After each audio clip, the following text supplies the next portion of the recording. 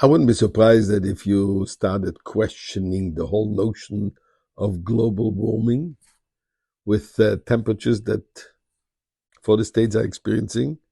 This past Shabbat here in Montreal, we definitely had a very refreshing walk to shul with the minus 30, 35, 40. Whole huge neighborhood, a Jewish neighborhood, in fact. No electricity since Shabbat morning. So you can question global warming. But I have a surprise for you. I, for one, became now a very firm believer in global warming, but of a different kind. And I'll share with you in a moment what I'm referring to. But first of all, whatever it is, we thank Hashem. מזמור לסוידו, הורי ילדנו לכל הארץ, עבדו שדנו בשמחה. בואי לפניו בנונו דוק אדנו אלים הוא עשנו ולא אנחנו נמצא מריסוי. בואי ישור בסדר חצרויסי בסילה הוידו לבחר שמוי. כי טוב אדינוי לעולם חסדו ויד דור ודור אמונה סוי. Let's give some tzedakah and express our prayers for the safety, security from the weather and from everything else for all over the world.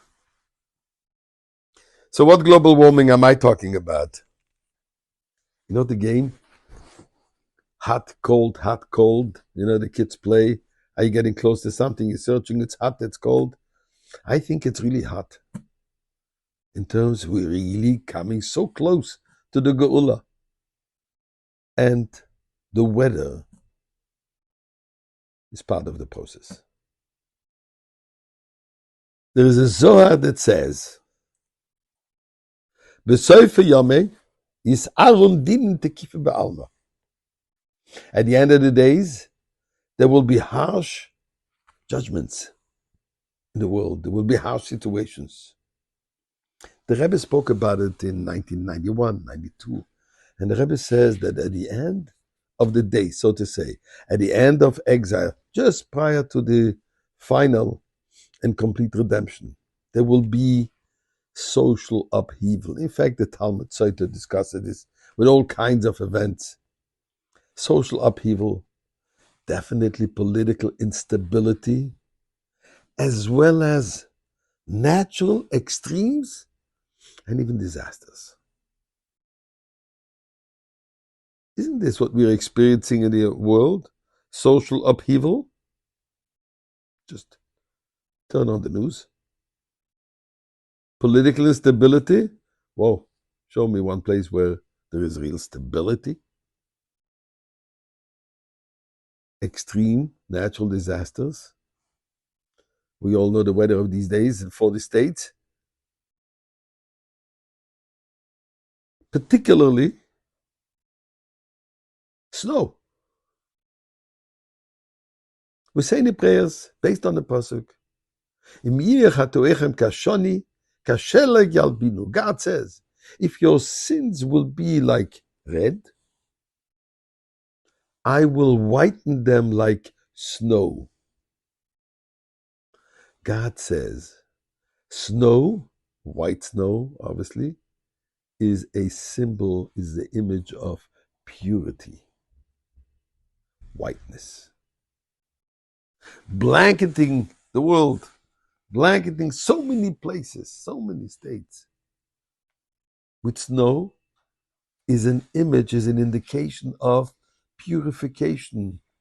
Take an idea, the flood in biblical times, where the world was purified by water, now it's being purified, whitened by snow. Sahara Desert, I saw on the news, had snow. Do you hear me well? The desert has snow.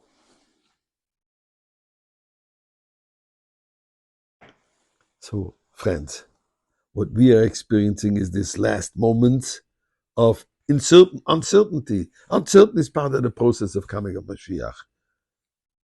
We realize the world is coming to new order. We need somebody to direct the world, which is Mashiach. And as a final little note, apparently scientists claim that there are no two snowflakes look alike. I can't give you a number of how many snowflakes fall, but obviously it's a big number. Yet none of them, there are no two snowflakes that look alike. Further, if you analyze, you look at the windows, look at the snow flowing, makes no difference how strong the wind is blowing. No snowflakes touch each other as they're falling till they come on the ground. Isn't this miraculous? If you analyze the snow, you see godly presence.